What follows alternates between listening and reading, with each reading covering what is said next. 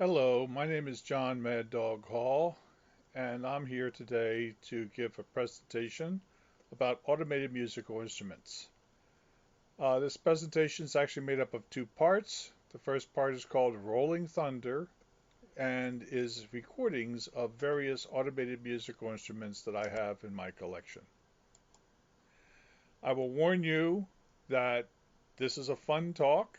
I make some analogies from time to time, and even though many of the facts are historically accurate, sometimes I play a little loosey-goosey with it. So please don't shoot the piano player, and there'll be plenty of time later for free beer.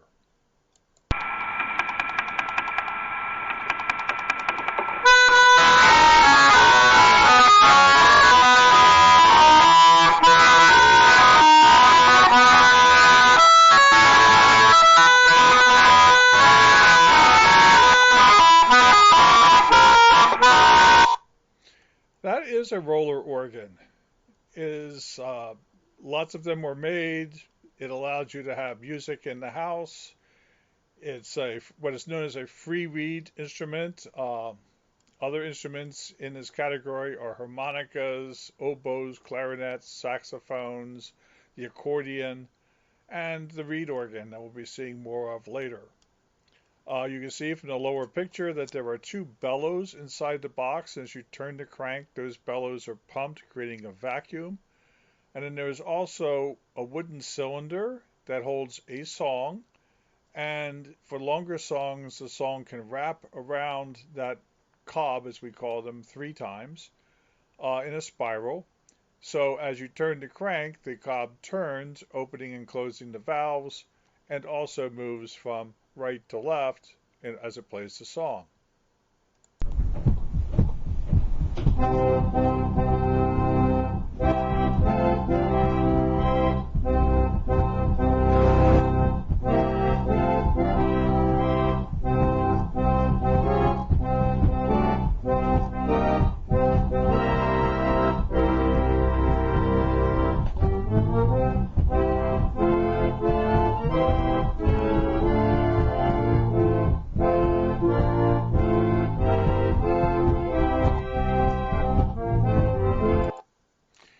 This is the Wilcox and White Symphony Player Reed Organ.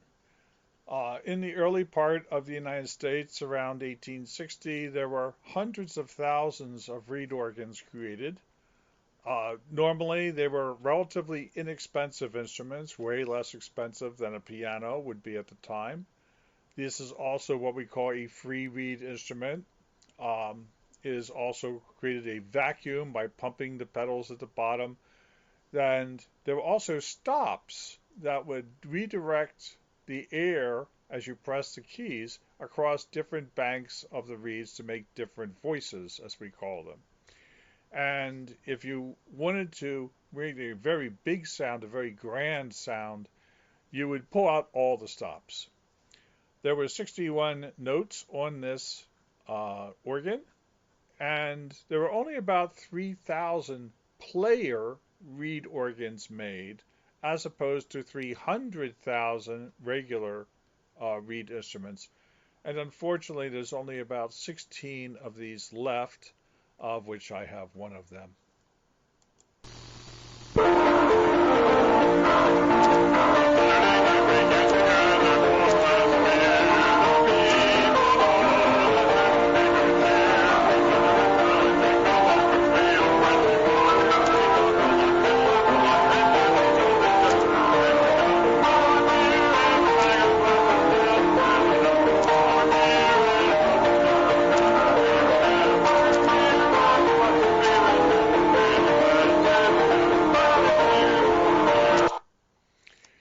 This is a player piano, and the regular piano was actually created in the early 1700s in Italy, and it took a long time for the piano to overcome the harpsichord as a musical instrument.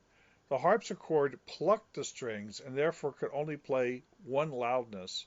The piano could hit the string and hit the string loud and soft, forte piano, or as it became known as the forte piano, or shortened to piano. There are 88 notes on a standard piano, and consequently, there would be 88 holes in the key in the paper. There was also a mechanism to put a tack or metal tack in between the hammer and the string, creating what they called a honky-tonk sound. Now, this particular piano was made by Sears Roebuck and Company. And so I'm going to take you back in time to allow you to understand what this meant. It meant that if you were out in Oklahoma or you were in some far state and there was nothing around for miles, that you could get an instrument that could make music without you having to actually play the musical instrument yourself. And you would open up your Sears Roebuck catalog and you would see this in it. And yes, it was a lot of money for those days, but you would order it and eventually it would be delivered to you and you'd bring it into the house and you'd have a couple rolls of music and you would teach your younger brother or sister to pump the piano while you and your sweetheart danced across the floor. This was amazing. And so, in a relatively short period of time, and in a time in the United States where there were relatively few people as opposed to today, 2.5 million of these player pianos were created.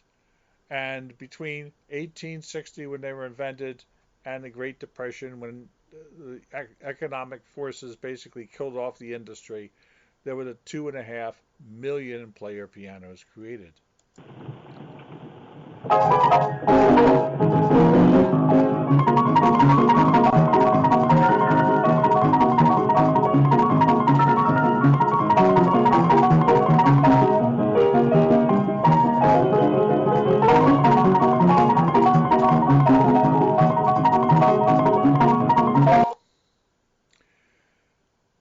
Now, Nickelodeons were electric-powered player pianos, and there were a lot of people who had bars. They didn't want to have play a piano player or even somebody to pump the instrument.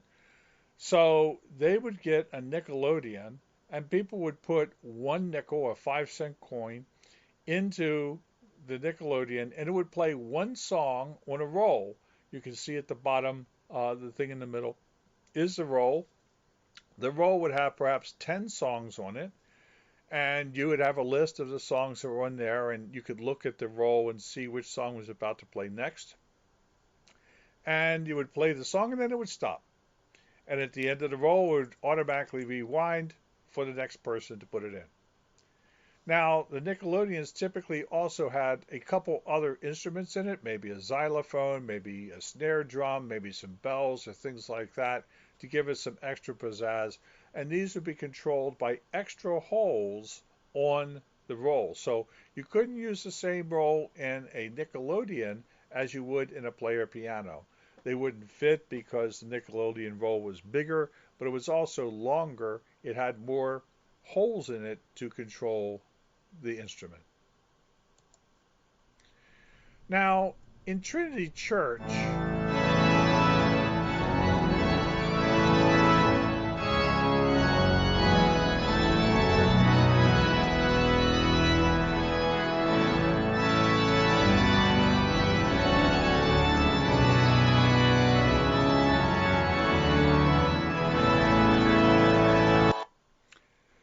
Trinity Church in September 11th, 2001, had a very horrible thing happen. Of course, that was when the World Trade Center was hit by the airplanes. The World Trade Center was collapsing. There was dust, there was smoke, there was grease, there was asbestos every place. And the organist was practicing on their pipe organ in the church. He heard all the commotion. He went outside. He left the organ on, and the air was blown into the pipes and clogged them. It was ruined beyond repair. So Trinity Church wanted a new organ. They went out and they got a company called Marshall and Ogletree to create what they called a virtual pipe organ. It had two 15,000 watt amplifiers. It had two multi-manual consoles. It took a 3-minute sample of every single pipe in 40 different organs around the world, and it created all of this into a database. Now, they tried to use Windows to be able to control this, but Windows was simply too unstable. So they got together with Linux. They had 10 Linux computers controlling the organ, and one as a failover in case one of the other 10 failed. Now, the next type of thing, and unfortunately I don't have a sample of this, is a young Ahama disc lavier. And these are modern day player pianos. You have the MIDI information on a CD for multiple songs. You can also have an audio recording on the CD of an orchestra playing along with the piano. You can also have words on the CD to have karaoke on your TV. These are all the types of things you could do. Unfortunately, it starts at $35,000 US, so I don't have one of these in my collection. It also takes up a reasonably large amount of room. So this is the first talk in my two-part series, and now we'll go on to the real talk about why is Linux like a player piano. Hello, my name is John Maddog Hall, and I'm the president of Linux International. My talk today is why is Linux like a player piano? In the beginning, and this is way back, there was no real music that could be played in the home by somebody that could not play a musical instrument. There was no radio or phonograph or other types of music we're familiar with. There was no 8-tracks. I mean, there were things like music boxes and musical clocks, but they were limited in the number of musical pieces that they could play, and they were not very satisfying, and they were fairly expensive. But in 1880, the first player piano was created. It used a paper roll with holes punched in it, somewhat like the software that drove the early computers. It had some foot-powered bellows that provided a vacuum, which mechanically provided the power to power the piano because there was very little electricity in people's homes in those days. There was a vacuum that was created to power the take-up reel and the keys of the piano. Unfortunately, this was not a major success at the time because it was a very expensive equipment, and there was 88 keys on the piano, but only 56 holes in the paper roll. So you could say that it didn't meet the minimum requirements for functionality. But in 1890, there was a major breakthrough. There was a standard created called the 88-note standard that had 88 holes punched in the roll, plus a 89th hole for sustain, the sustain pedal. And there was also the mechanism to guide the paper over the reed head to keep it aligned to produce the music properly. So here's a picture of a typical player piano. Over here is kind of a motor. We'll see a little bit more about this later on, a close-up of it. And there's the reed head right here. The roll of paper with the notes holes punched in it would be up here, and there's a take-up reel down here. And then there's a bellows over here that helps to guide the paper across the reed head. Well, again, we'll see more about that in a moment. Down here are some controls. Over here controls the speed and the take-up, the rewind of it. And here are some controls that control a little bit of the volume and stuff like that. They were fairly crude, but they were better than nothing. Now here's a close-up of the reed head and the feedback. Here is typically a brass reed head with 88 holes punched in it and an 89th hole for the sustain. Here would be the play-out roll up here with the music on it, and here is the take-up roll down here that pulls it across. There are two little either fingers or extra holes at either side that rub up against the edges of the paper. If the paper moves too far to one side, the hole over here is uncovered and vice versa. And then that controls the air going into this bellows, which acts as a mechanism to guide the play-out roll back and forth and to align it across the reed head. Here's the back of the reed head, and the reed head is right here, and you can see that there's 89 rubber tubes coming down to some leather bellows, or sometimes paper, but mostly leather bellows here. And those bellows actually hit against the keys to drive the piano. You could call these kind of like bus lines going from the reed head down to the different devices it's controlling.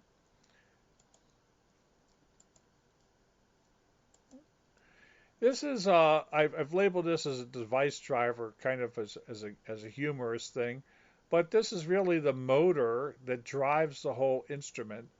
There's bellows here that are attached to piston rods that go up to a crankshaft that go over to a transmission, and the transmission will switch between going forward to pull the roll across the reed head to play the piano, or backwards to rewind the piano. And the little motor here, this vacuum motor, drives everything. This is the bottom part of the piano. There are two large bellows on either side that create the vacuum to drive it. And then there are pedals attached to the bellows that you would pedal with your feet to create the vacuum. Of course, the piano had some piano accessories that you would have to buy, typically from the manufacturer. One of those was a little hand bellows that would suck little pieces of paper that might get into the mechanism and clog it out of the mechanism, and free up the piano from having these pieces of paper clog it up. Then there was some graphite that you would use to lubricate it. And of course, you couldn't use just regular graphite. You had to get the special official graphite that comes in, which was about 10 times more expensive than the regular graphite you get from the hardware store. And there was also furniture polish. And of course, you had to use a special furniture polish produced by the manufacturer so that the piano would have that little sheen to it. And there was the instruction manual, which nobody ever read, just like instruction manuals of today. People were very anxious to get this. The piano would come up, be delivered to their house, and they'd put the first roll of music on there and pump it away to dance across the floor. Now, between 1890 and 1930, when the Great Depression basically killed off the market for the player piano, there was about 2.5 million player pianos created, and this is really a huge number considering that the population of the United States was a lot smaller than it is today, and the piano was a very expensive piece of equipment. It was even more expensive than a regular piano, but this huge market invited duplication, and it invited people to utilize the standard so that roll companies could make music rolls that would fit on anybody's player piano. And likewise, new piano vendors could create new pianos that would fit a standard that already existed and play the music that people already had. So this was a very great thing. There was improvements, however, to the mechanisms and rolls over the years. Just because there was a standard didn't mean you didn't improve on it. And so we had improvements about things like, instead of the little fingers, it's much more dependable and cheaper simply to punch 2 more holes in the reed head and allow the air to go into the mechanism that way. However, this 88-note standard was maintained, which created this huge market.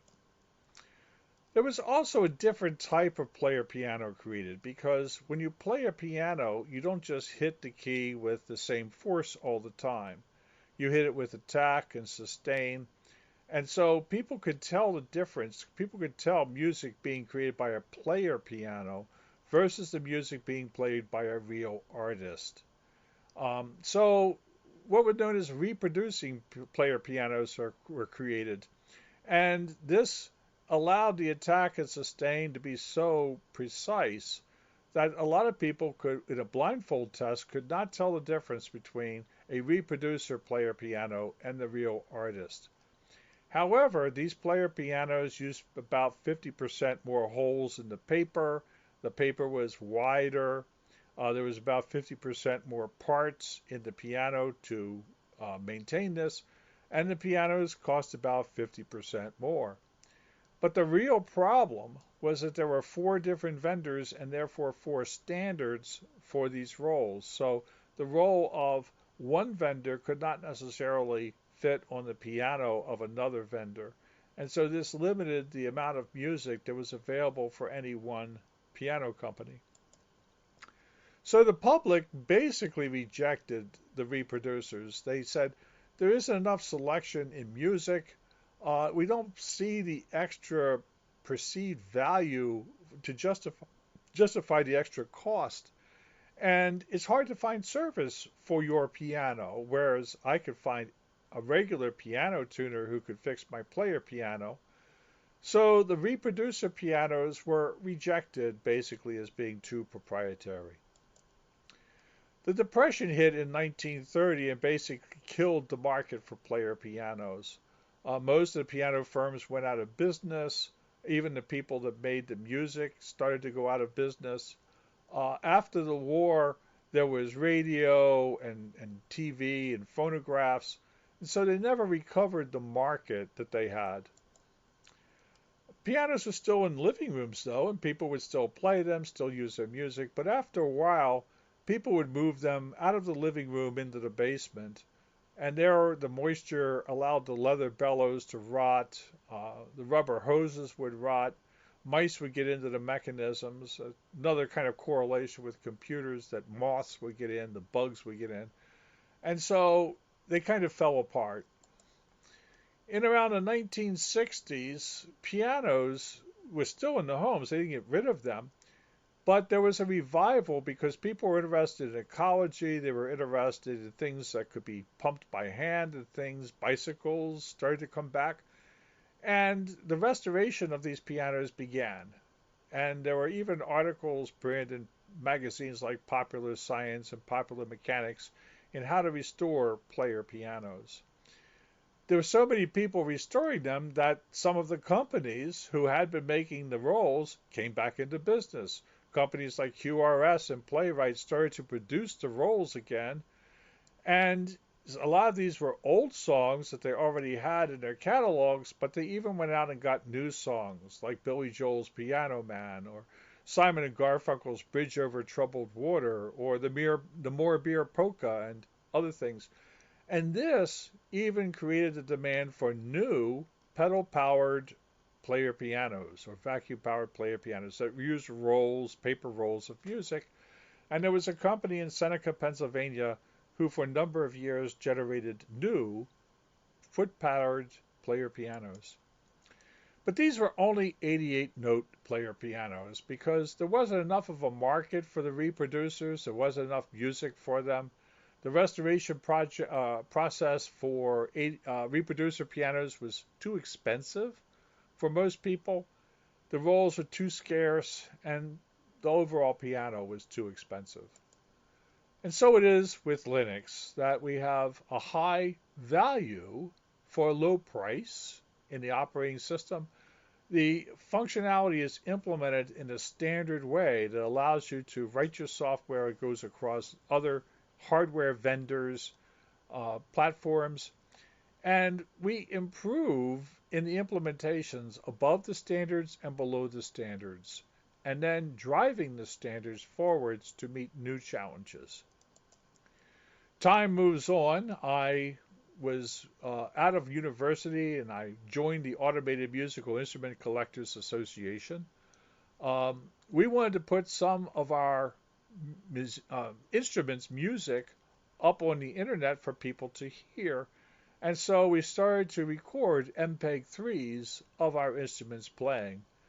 And we just wanted to show people what these instruments sounded like and also to preserve some of the music on these rolls that were getting so old that they were falling apart.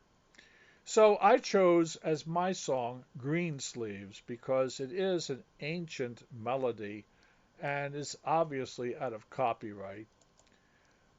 However, I started to think about it, and I started to talk to lawyers, and I found out that the arrangement is copyrighted. So when you have a song, you have the notes, you have the beats, you have the words and everything like that, and that could be out of copyright. However, if it's an arrangement and the artist has put, their feeling and expression into it, that can be copyrighted.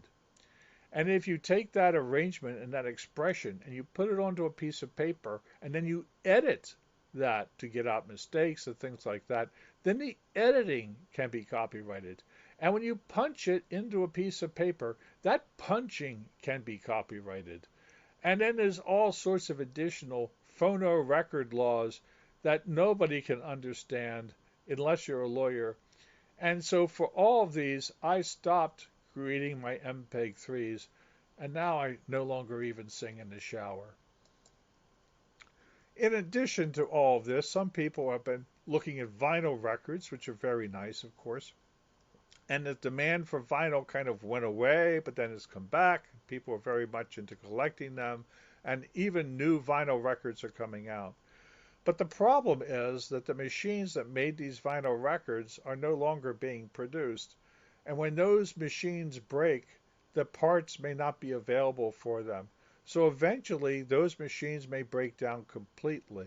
And what we will have to do is use different methods of creating vinyl records if that's what people want. So with that, I'll answer any questions that people might have.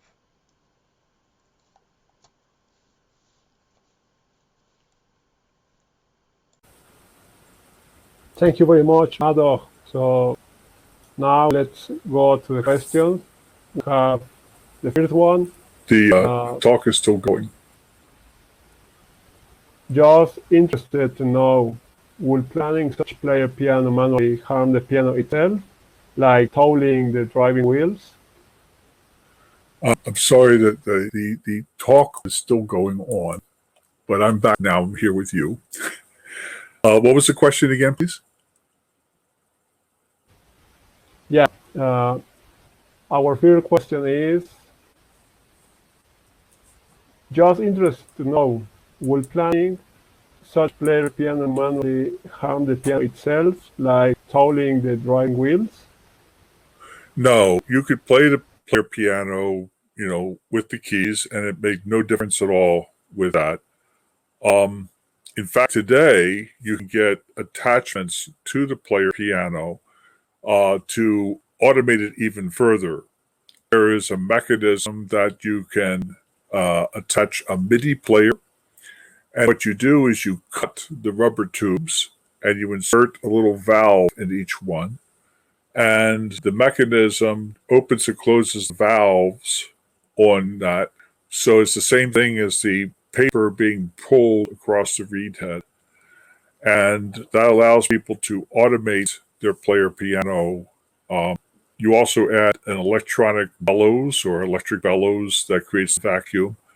So you actually get the piano playing, so you get the real analog piano playing, but now you have the real attack and sustain and everything else that's generated by this MIDI player.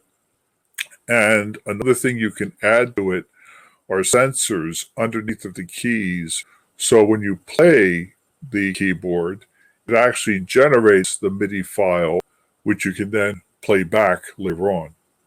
So it's interesting that people are continuing to add things to these ancient or very old instruments that are approaching 80 years old. Great. We have another question. Which are the most important care actions for the player piano? Well, just keeping it out of a wet place like your basement would be good. The nice thing about most player pianos is that they are typically made out of wood and leather and rubber tubes. The other things are very little wear on the metal parts of the piano, so that if it does need any type of reconstruction, you can usually do that fairly easily. It's not like you're trying to replace a CPU on your motherboard that went out of production and there's just nothing to replace it. So if you're interested in having one of these player pianos, a lot of times you can look in the newspaper and people are actually giving them away. They're saying, hey, this is in my basement, I don't want it anymore. Or they say, I'm moving to a little apartment and it's too small for the player pianos. You come and get it. And so when you go to look at the player piano, one of the things you want to do is see, do you think all the parts are there? Or are the parts missing? Sometimes piano tuners came in and actually took away the player mechanism itself, so the whole player mechanism is gone. But a lot of times the player mechanism is still there, and if you then find a piano repair person or piano repair house that repairs player pianos, they can restore it for you. And they can restore it to as good a quality as it actually came from the factory. Now, so you get the piano itself for free. It might cost you about $2,000 to restore the piano to original quality, original shape. And it's typically will be a beautiful instrument. And then compare that to buying a new upright piano, which would start at about $5,000 and could go up to $10,000. So my Beckwith player piano, when I first saw it, it was kind of a dirty chocolate brown color. The key taps were chipped on it, so they did look very nice. But I could tell that all of the parts were basically there. So I purchased that one for $100, and I had to take it home, and I called up somebody to professionally restore it. At that time, it cost me $2,000 to restore the player mechanism. That was about $800 of that. And then to refinish the entire piano so that it looked like it came from the showroom. And before they took it away, I took a look at the inside of what we call the kick plate, the part that's down by the bellows, is down by where you pump the piano. You can pull that off and look inside of it. And when I looked on it, I saw that the wood was this beautiful dark red mahogany color. And I said to myself, I don't think that the cabinet maker, would put the worst looking wood on the inside of the kick plate, meaning that the outside of that wood would look fantastic when it was refurbished. So the man came, took the piano away to refurbish it, and I called him up after about a week. I said, how's it going? He said, everything is fine. And I said to him, what does it look like? And there was silence on the other end of the phone, and then he was laughing. He said, I think you will really like it. And it is a beautiful piece of furniture in my house that, of course, I have fun when people come over. We sing songs. And the rolls, a lot of them actually have the words of the song printed on them. So as the roll is scrolling along, you see this, you see the words and you can sing them, even though you don't really know the song that well. So it can be a lot of fun to have one of these. Wonderful. We have another question. Are player pianos a typically North American thing, or are they found in other places too? I don't know about around the whole world. I do know I've seen them in South America. Probably not as many as there are in the United States, simply because I think that a lot of places in Latin America were not as well along during that time that they were being produced. But I know that I have seen them. I know that they're over in Europe. Now, this brings about another little part of this story that I alluded to in the first part of the notes here. The man who invented the original piano in Florence, Italy in 1703, he had this problem. The problem was that the piano was a very expensive instrument. It was like a harpsichord, it's a big instrument. You had to create the harp with all the strings. And the other problem was there was no music for the piano. There was music for the harp. There was music for a harpsichord, but nobody had written music for the piano because there were no pianos. And so he was stuck between what we called the rock and a hard place.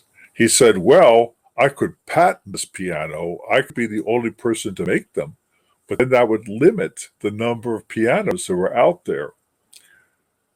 What would happen if I published how to make the piano, tell everybody how to do it? And everybody would start making it, but I would be known as the inventor of the piano. I could probably make as many pianos as I wanted to and sell them as I wanted to, but the fact that everybody could make them meant that more people would write music for them. So he went to a lot of the publishers of magazines and things in Italy. None of them wanted to publish how to make this new instrument.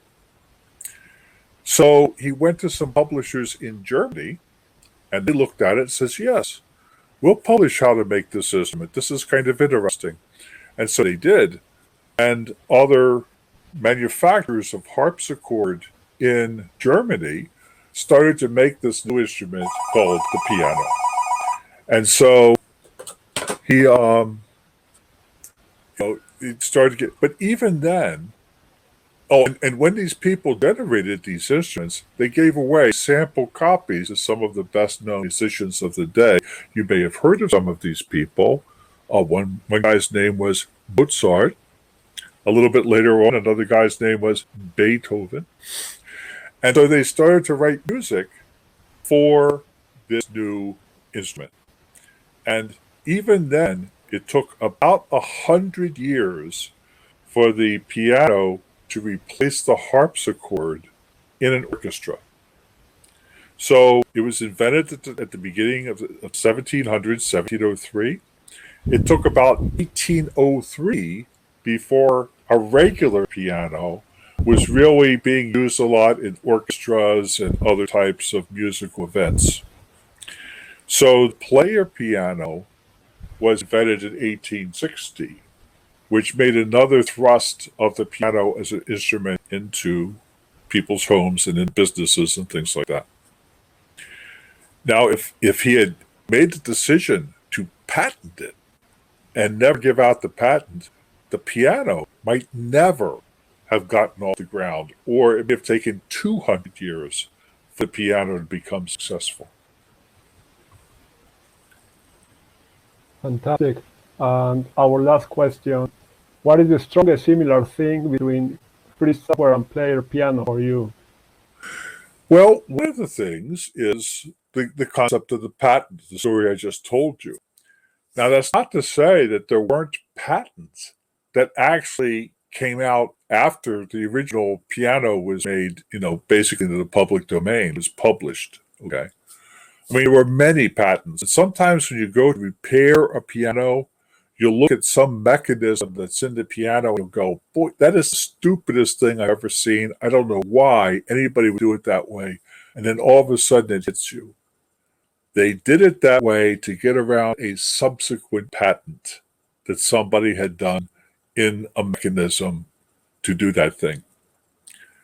And so here's an example of a patent actually getting in the way of doing the right thing in a piece in a piano, just the same way the patents today can be in the way of doing the right thing in software. I think that the concept between the 88 note standard and the producer is another example of software and free software. That, so many languages have started as free software projects. And, so many interfaces and so many things have started. Yes, they've been commercialized later on, but the standards were easier to create once you had the sample code which could show that. I talk to people about standards and I say, okay, you can have a pseudo standard, which is something that everybody just uses and therefore, quote, it's a standard. Or you can have a formal standard that goes through the standards process, has a standards organization that's open or closed, and so forth and so on. But when you develop that standard, then you can still improve on it, even though it is a standard. You know, you're not changing the standards itself, you're changing the implementation of that standard. This is very important. Ken Olson, the president of Digital Equipment Corporation, was a great believer in standards. He invested a lot of the company's money in standards groups.